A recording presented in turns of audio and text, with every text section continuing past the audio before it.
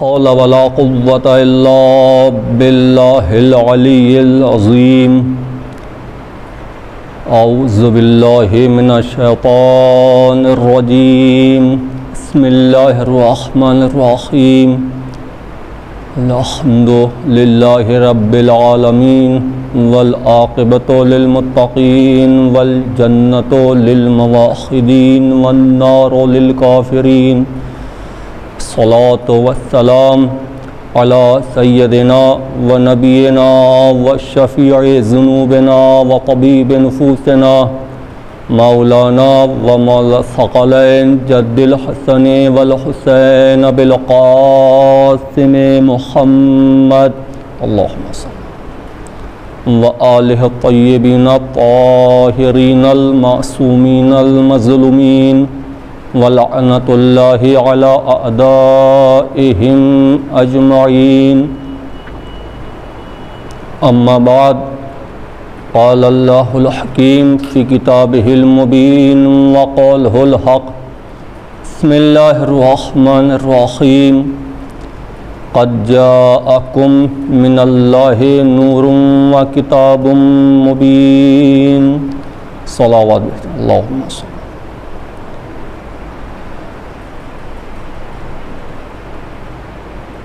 برادران ملت و عزاداران سید الشہداء علیہم السلام،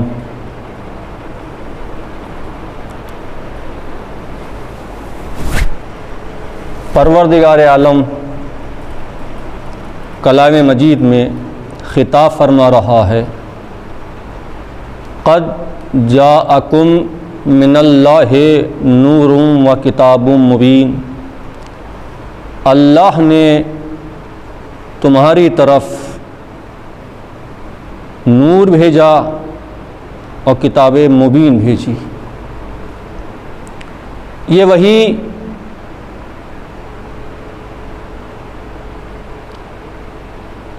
وہی پروردگار عالم ہے جس نے زمین و آسمان کو خلق کیا، جیسا کہ پروردگار کلام مجید میں خود ارشاد فرما رہا ہے اللہ الذی خلق السماوات والارض، اللہ ہی ہے جس نے زمین و آسمان کو خلق کیا، اور اللہ ہی ہے جس نے انسانوں کی ہدایت کے لیے انبیاء کا ایک سلسلہ قائم کیا، اور ان انبیاء کرام میں سے کچھ کو منصب رسالت سے نوازا۔ حضور اکرم صلی اللہ علیہ وآلہ وسلم کو آخری نبی بنا کر بھیجا، تو حضور کے ساتھ ساتھ ایک پاک و پاکیزہ کتاب بھیجی جس کا نام پروردگار عالم نے کہیں قرآن کہہ کر اسے یاد کیا تو کہیں فرقان کہہ کر یاد کیا۔ اللہ ارشاد فرما رہا ہے قد جاءکم من اللہ، اللہ کی طرف سے تمہارے لیے نور آیا اور کتاب مبین آئی۔ مسلمان کتاب مبین سے تو مراد کلام مجید کو لے لیتے ہیں، لیکن اس نور کی تشریح نہیں کرتے جس نور کو اللہ نے اس کلام مجید کے ساتھ نازل کیا۔ وہ کون سا نور ہے جس نور کے متعلق پروردگار عالم نے ارشاد فرمایا؟ سورہ اعراف میں پروردگار عالم ارشاد فرما رہا ہے الذین یتبعون الرسول النبی الامی الذی یجدونہ مکتوبا عندہم فی التوراۃ والانجیل یأمرہم بالمعروف وینہاہم عن المنکر ویحل لہم الطیبات ویحرم علیہم الخبائث وَيَضَعُ عَنْهُمْ إِصْرَهُمْ وَالْأَغْلَالَ الَّتِي كَانَتْ عَلَيْهِمْ فَالَّذِينَ آمَنُوا بِهِ وَعَزَّرُوهُ وَنَصَرُوهُ وَاتَّبَعُوا النُّورَ الَّذِي أُنزِلَ مَعَهُ أُولَئِكَ هُمُ الْمُفْلِحُونَ قدرت ارشاد فرما رہی ہے جن لوگوں نے اتباع کی اس رسول کی جو رسول نبی ہے، امی ہے، اور یہود و نصارا اپنی اپنی کتابوں میں اس کا نام لکھا ہوا پاتے ہیں، ان کے پاس آخری پیغمبر کا نام لکھا ہوا محفوظ ہے، اور وہ پیغمبر یامرہم بالمعروف لوگوں کو نیکی کی ہدایت کرتا ہے، وینہاہم عن المنکر اور لوگوں کو برائیوں سے بچاتا ہے۔ اس کے بعد قدرت ارشاد فرما رہی ہے فالذین آمنوا بہ، پس جو لوگ ایمان لائے اس رسول پر، وعزروا ہو اس کی عزت کی، ونصروا ہو اس کی نصرت کی، فالذین آمنوا اس کی نصرت کی، فالذین واتبعوا النور الذی اور اس نور کی اتباع کی جو ہم نے اس رسول کے ساتھ نازل کیا، اولئک هم المفلحون، بس وہی لوگ کامیاب ہیں جنہوں نے رسول کی اتباع کی اور اس نور کی اتباع کی جس نور کو ہم نے اس رسول کے ساتھ ساتھ نازل کیا۔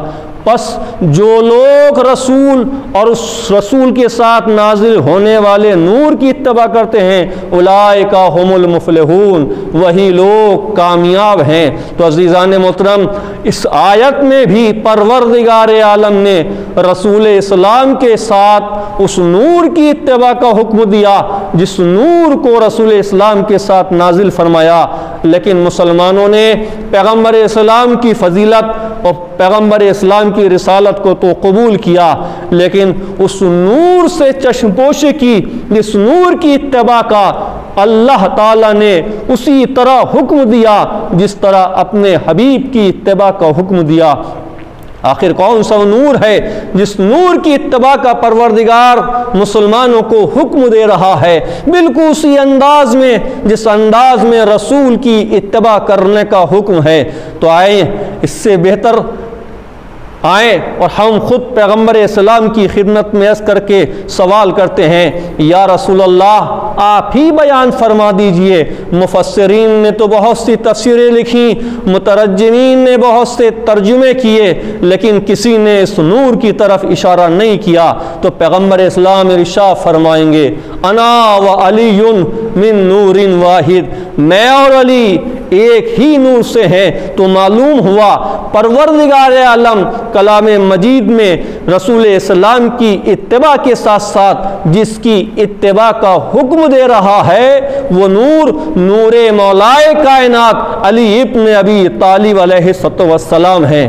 بس جس طرح مسلمانوں نے اپنے اوپر لازم قرار دیا کہ اللہ کے رسول کی اتباع کی جائے اور اللہ کے رسول کی اتباع ہر مسلمان پر لازم و واجب ہے، اسی طرح آیہ کریمہ کی روشنی میں مولائے کائنات علی ابن ابی طالب علیہ السلام کی اتباع لازم ہے۔ عزیزان محترم، اب یہاں پیغمبر اسلام نے ارشاد فرمایا انا و علی من نور واحد، میں اور علی ایک نور سے ہیں، میں اور علی ایک نور سے ہیں۔ تمام امت مسلمہ اس بات پر اتفاق کرتی ہے کہ پیغمبر اسلام اور مولائے کائنات علی ابن ابی طالب اللہ کے نور سے خلق کیے گئے ہیں، اس لیے کہ قدرت خود ارشاد فرما رہی ہے کنتو کنزم مخفیہ، میں ایک چھپا ہوا خزانہ تھا، جب میں نے چاہا کہ میں پہچانا چاہوں تو محمد میں نے تمہیں خلق کیا۔ غور فرمائے عزیزان محترم، اللہ نے محمد کو اپنے نور سے خلق کیا، اور پیغمبر اسلام کیا ارشاد فرماتے ہیں انا وعلی من نور واحد، میں اور علی ایک ہی نور سے ہیں۔ تو اس کا مطلب یہ ہے کہ پیغمبر اسلام اور مولائے کائنات علی ابن ابی طالب دونوں اللہ کے نور سے ہیں۔ توجہ فرمائے، تو جب اللہ کے نور سے ہیں تو یہاں عقل یہ کہتی ہے کہ پروردگار عالم کا نور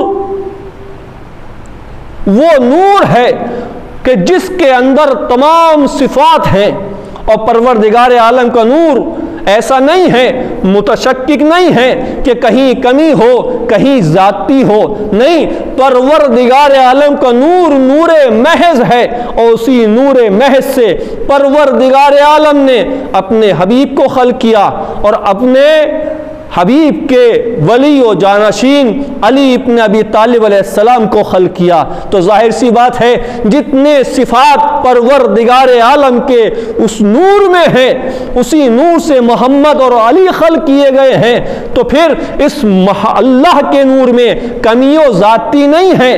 تو جتنے صفات پروردگار عالم کی ذات میں ہیں، اس نور میں پروردگار عالم کی ذات کا مظہر بن کر وہ تمام صفات آ گئے۔ اللہ خالق ہے، اللہ رازق ہے، اللہ رحمان ہے، اللہ زندہ کرنے والا ہے، اللہ پیدا کرنے والا ہے۔ وہ اللہ ہے جس نے زمین کو خلق کیا، وہی اللہ ہے جس نے آسمان کو خلق کیا، وہی اللہ ہے جس نے بہتے ہوئے سمندر بنائے، وہی اللہ ہے جس نے خشک زمین بنائی، وہی اللہ ہے جس نے ہوائیں چلائیں، وہی اللہ ہے جس نے پرند کو خلق کیا، وہی اللہ ہے جس نے چرندوں کو خلق کیا۔ اس دنیا میں جو کچھ ہے وہ پروردگار عالم کا خلق کیا ہوا ہے۔ تو اب عزیزان محترم، اب یہاں پر سمجھنے کی بات یہ ہے کہ ہم گناہگار انسان ہم کیسے سمجھیں کہ اللہ خالق ہے تو کیسے ہے، ہم کیسے سمجھیں اللہ رازق ہے تو کیسے ہے، ہم کیسے سمجھیں کہ اللہ لوگوں کو موت دیتا ہے تو کس طرح، ہم کیسے سمجھیں اللہ لوگوں کو زندگی عطا کرتا ہے تو وہ کیسے کرتا ہے۔ تو اس کے لیے ضرورت ہے کہ اللہ اور اس کی مخلوق کے درمیان کوئی ایسا واسطہ ہونا چاہیے کہ جو پروردگار عالم کے صفات کا مظہر ہو، تاکہ اس کے عمل اور اس کے کردار سے معلوم ہو سکے کہ اللہ خالق ہے تو کیسا ہے، اللہ رازق ہے تو کیسے ہے، اللہ لوگوں کو زندگی دیتا ہے تو کس طرح، اللہ لوگوں کو موت دیتا ہے تو کس طرح۔ تو پھر یہ وہی ذات بتا سکتی ہے جو پروردگار عالم کے نور سے خلق کی گئی ہے، اور اس ذات کے اندر پروردگار عالم کے صفات جمع ہو چکے ہوں۔ عزیزان محترم، تو پھر وہ کون سی ذات ہے کہ جس کے عمل سے یہ پتہ چل سکے کہ اللہ خالق ہے تو ایسا، اللہ رازق ہے تو ایسا۔ تو اے عزیزان محترم، کون ہے وہ ذات جس سے عمل سے یہ پتہ چلتا ہے کہ پروردگار اس طرح رزق عطا کرتا ہے، پروردگار اس طرح لوگوں کو زندگی عطا کرتا ہے، پروردگار اس طرح لوگوں کو موت دیتا ہے۔ تو آئیں تاریخ سے اسلام کے صفحات میں ملاحظہ فرمائیں، تاریخ اسلام خود آگے بڑھ کر گواہی دے گی کہ ہم نے خود دیکھا کہ مولا کائنات علی ابن ابی طالب علیہ السلام کے زمانے میں کچھ لوگوں نے یہ سازش کی کہ جب علی یہ کہتے ہیں کہ ہم زمین کے راستوں سے زیادہ آسمان کے راستوں سے واقف ہیں، تو علی کی آزمائش کی جائے۔ آزمائش کا طریقہ یہ اختیار کیا کہ ایک ضعیفہ کو تیار کیا کہ ہم تمہارے نوجوان فرزند کو میت کی شکل دے کر علی ابن ابی طالب علیہ السلام کے پاس لے چلتے ہیں اور ان سے کہتے ہیں علی اس نوجوان کی نماز پڑھا دیجئے۔ لہٰذا ایسا ہی ہوا، ضعیفہ کو تیار کرنے کے بعد یہ لوگ سازشاً اس نوجوان کو میت کے انداز میں مولا کائنات کے پاس لے جاتے ہیں، اور لے جانے کے بعد کہتے ہیں یا امیر المومنین، اس ضعیفہ کے نوجوان کی موت ہو گئی ہے، لہٰذا آپ اس کی نماز میت پڑھا دیجئے۔ لہٰذا مولا کائنات نے اس ضعیفہ سے پوچھا کیا واقعاً تیرا نوجوان اس دنیا سے چلا گیا؟ ضعیفہ آگے بڑھی اور بڑھنے کے بعد کہا یا امیر المومنین، واقعاً میرا نوجوان اس دنیا سے چلا گیا، میں آپ کو اجازت دیتی ہوں آپ میرے نوجوان کی نماز پڑھا دیجئے۔ لہٰذا مولا کائنات علی ابن ابی طالب علیہ السلام نے نماز پڑھائی، اور نماز پڑھنے کے بعد ادھر نماز ختم ہوئی، ادھر لوگ مولا کائنات کی خدمت میں آئے، علی آپ تو یہ کہتے ہیں کہ میں زمین سے زیادہ آسمان کے راستوں سے واقف ہوں، آپ کو یہ نہیں پتا کہ اس چادر کے نیچے زندہ ہے یا مردہ؟ کہا کہنا کیا چاہتے ہو؟ کہا جس کہ آپ نے نماز پڑھائی ہے وہ جوان مردہ نہیں ہے، زندہ ہے۔ مولا کائنات نے کہا اگر زندہ ہے تو پھر اس کو آواز دو، یہ تمہاری آواز پہ لبیک کہے۔ اب جو لوگوں نے جا کر دیکھا تو وہ نوجوان زندہ نہیں تھا بلکہ مردہ تھا۔ غور فرمایا، علی ابن ابی طالب علیہ السلام کے اس عمل نے بتا دیا کہ اللہ لوگوں کو موت دیتا ہے تو کس طرح یہ علی کی ذات سے پتہ چلے گا، اس لیے کہ مولا کائنات کی ذات ہی وہ ذات ہے جو پروردگار عالم کے صفات کا مظہر ہے، لہذا ان کے عمل سے معلوم ہوگا اللہ رزق کس طرح عطا کرتا ہے، اللہ پیدا کس طرح کرتا ہے، اللہ موت کس طرح عطا کرتا ہے۔ عزیزان محترم، لوگوں نے دیکھا مولا کائنات علی ابن ابی طالب علیہ السلام انگلی سے اشارہ کر رہے ہیں۔ کسی نے پوچھا یا علی آپ کیا کر رہے ہیں؟ مولا کائنات نے کہا میں مخلوق خدا کو خدا کے اذن سے رزق تقسیم کر رہا ہوں۔ سننے والے کو بڑا تعجب ہوا، کہا مولا آپ تو صرف انگلی کا اشارہ فرما رہے ہیں، یہ رزق کیسے عطا کر رہے ہیں؟ کہا جو تیری جیب کے اندر شیشی میں اللہ کی مخلوق ہے ذرا اس کو نکال کے دیکھ۔ غور فرمایا عزیزان محترم، اب جو اس نے اپنی جیب میں رکھی ہوئی شیشے کے اندر جو اس نے مورچہ ایک اللہ کی چھوٹی سی مخلوق کو بن کر رکھا تھا، اب جو اس نے دیکھ کر ملاحظہ کیا تو کیا دیکھا؟ اس مخلوق کے منہ میں ایک رزق ہے۔ غور فرمایا، آپ نے اندازہ لگایا، اب سمجھ میں آیا کہ اللہ ان لوگوں کو رزق کیسے پہنچاتا ہے جو لوگوں کی نظروں کے سامنے نہیں ہیں۔ لہذا یہ معصومین علیہ السلام کا عمل اور کردار بتاتا ہے کہ اللہ خالق ہے تو کیسے ہے، اللہ رازق ہے تو کیسے ہے۔ یہ معصومین علیہ السلام کا اگر اس عمل اس دنیا میں نہ ہوتا تو لوگوں کی سمجھ میں نہ آتا کہ اللہ کس طرح عطا کرتا ہے اور کس طرح پیدا کرتا ہے۔ یہ تو امام حسین علیہ السلام نے راہب کو 7 بیٹے عطا کرنے کے بعد بتا دیا کہ دیکھو اللہ اس کو بھی دے دیتا ہے جس کے نصیب میں کچھ نہیں ہوتا۔ یہ ہیں معصومین علیہ السلام۔ تو مولا کائنات علی ابن ابی طالب علیہ السلام کی ذات مبارک وہ ذات ہے جو پروردگار عالم کے تمام صفات جمالیہ و صفات جلالیہ کا مظہر ہے۔ اگر لوگوں کو دیکھنا ہے کہ پروردگار عالم کا غضب کس طرح ہے تو پھر جنگوں میں مولا کائنات علی ابن ابی طالب علیہ السلام کی چلتی ہوئی تلوار کو دیکھنے کے بعد اندازہ لگائیں کہ مولا کائنات علی ابن ابی طالب علیہ السلام کے غضب سے اندازہ ہوگا کہ پروردگار عالم کا قہر کس کو کہتے ہیں۔ مولا کائنات علی ابن ابی طالب چونکہ وہ ذات ہیں جو ناطق قرآن ہیں۔ پروردگار عالم ارشاد فرماتا ہے لو انا قرآنا سیرت بہ الجبال وقطعت بہ الارض وکلم بہ الموت بل للہ الامر جمیعا۔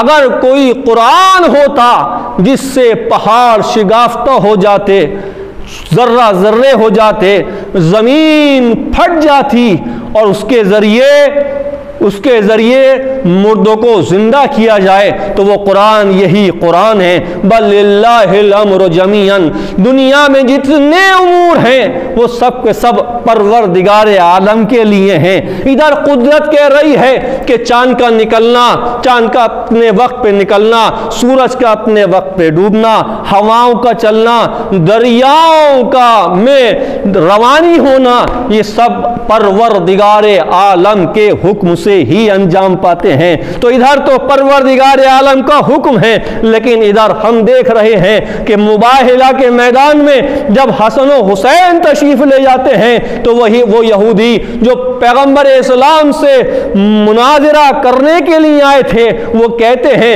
کہ آج ہم ایسے چہرے کو دیکھ رہے ہیں کہ اگر اشارہ کر دیں تو پہاڑ اپنی جگہ سے ہٹتا ہوا دکھائی دے۔ تو معلوم ہوا جس قرآن کو پروردگار عالم موجز نما اور معجزہ بتا رہا ہے۔ دراصل میں وہ قرآن یہ مکتوبی ہاتھ سے لکھا ہوا قرآن نہیں ہے، بلکہ وہ قرآن ذات معصومین علیہ السلام ہے، جو اشارہ کر دیں تو سورج اپنی جگہ سے پلٹتا ہوا دکھائی دے، جو ہاتھ سے چاند کی طرف اشارہ کر دیں تو چاند دو حصوں میں تقسیم ہو جائے۔ یہ ذات ہے معصومین علیہ السلام کی۔ یہی وجہ تھی عزیزان محترم کہ مولا کائنات علی ابن ابی طالب علیہ السلام نے اپنے وقت میں کسی خلیفہ کے ہاتھ پر بیعت نہیں کی۔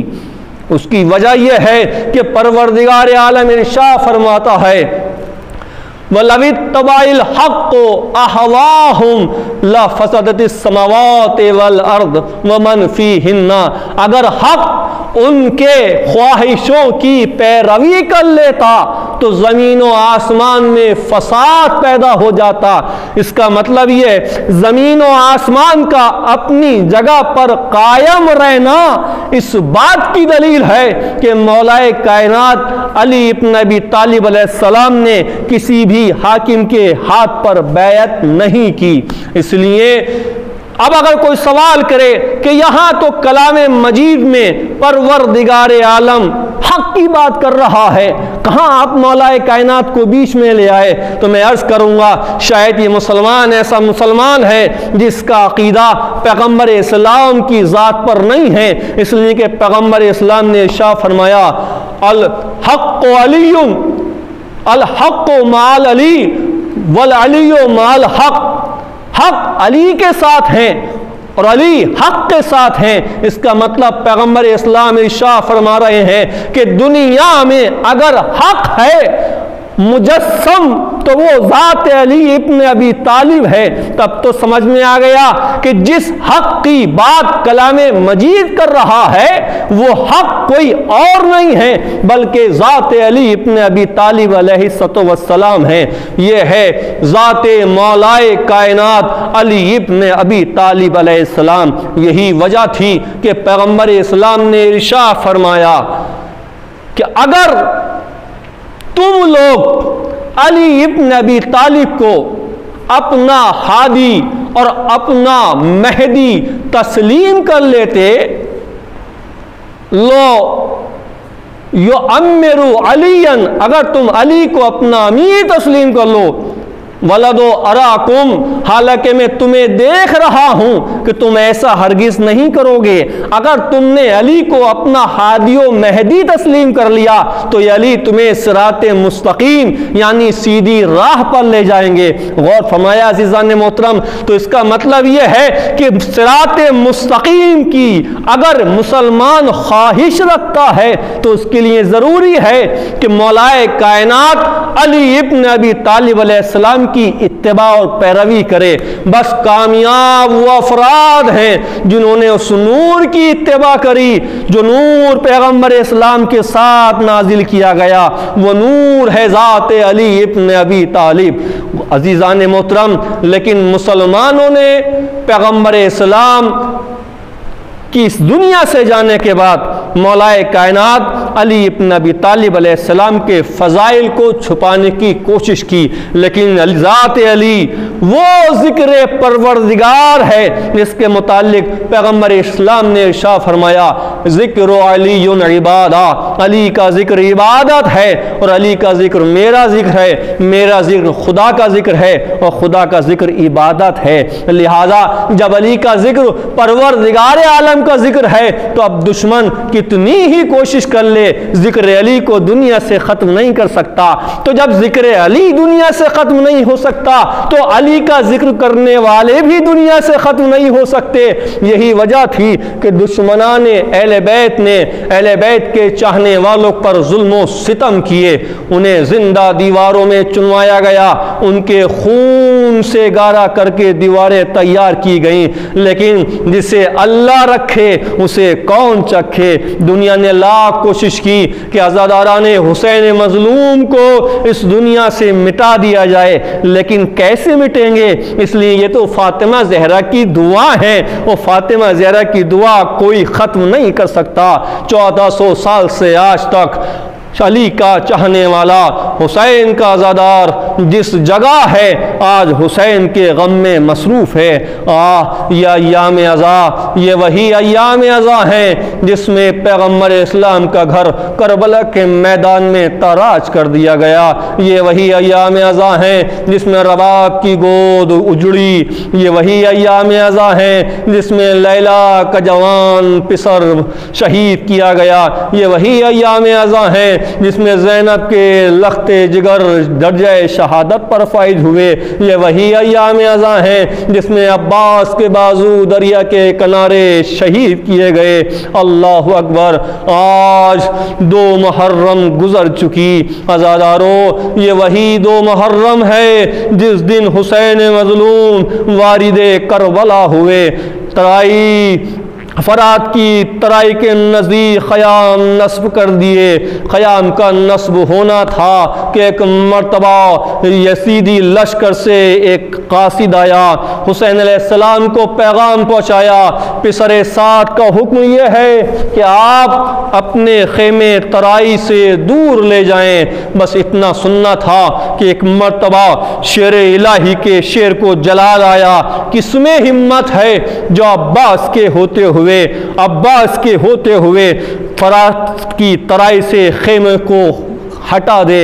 اللہ اکبر! جب حسین نے شیر الہی کے شیر کو جلال میں دیکھا تو عباس سے تو کچھ نہ کہا، اس لیے کہ عباس کو کہاں تک روکتے؟ جب امام حسن علیہ السلام کے جنازہ مبارک پر تیر کوئی بارش ہوئی، عباس کا ہاتھ قبضہ شمشیر پر پہنچا۔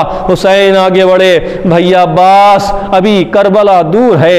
اس کے بعد جب حسین مظلوم کو ایک مرتبہ ولید کے دربار میں بلایا اور مروان بن حکم نے امام حسین السلام سے گستاخی کی، حسین السلام کی آواز بلند ہوئی، عباس کا ہاتھ قبضہ شمشیر پر پہنچا۔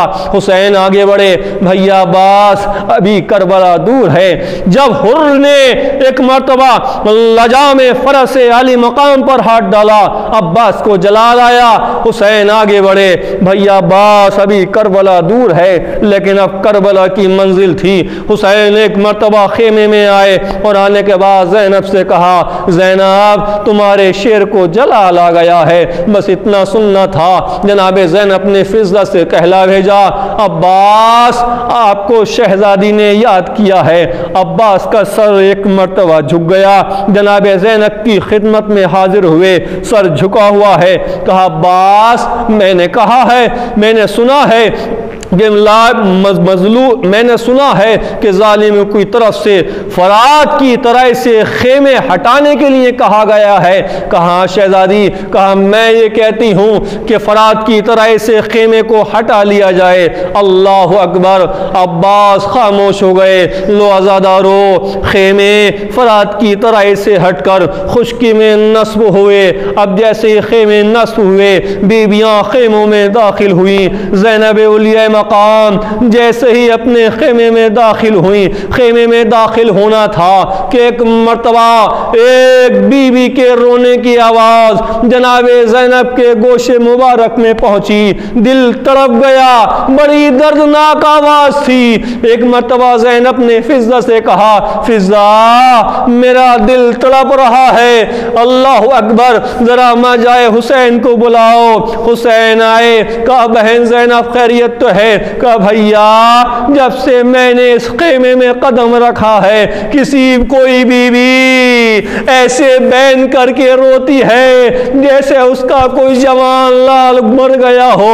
ایک مرتبہ حسین کہتے ہیں، اے بہن زینب تم نے نہ پہچانا، ارے یہ کوئی اور خاتون نہیں ہے بلکہ ہماری ماں فاطمہ زہرا ہیں۔ اے بہن جب سے ہم نے مدینے سے سفر اختیار کیا، ہماری ماں نے اپنا مرکز چھوڑ دیا، ہمارے ساتھ مدینے سے مکہ اور مکے سے کربلا تک ہمارے ساتھ ساتھ ہیں۔ الا لعنۃ اللہ علی القوم الظالمین، سیعلم الذین ظلموا ای منقلب ینقلبون۔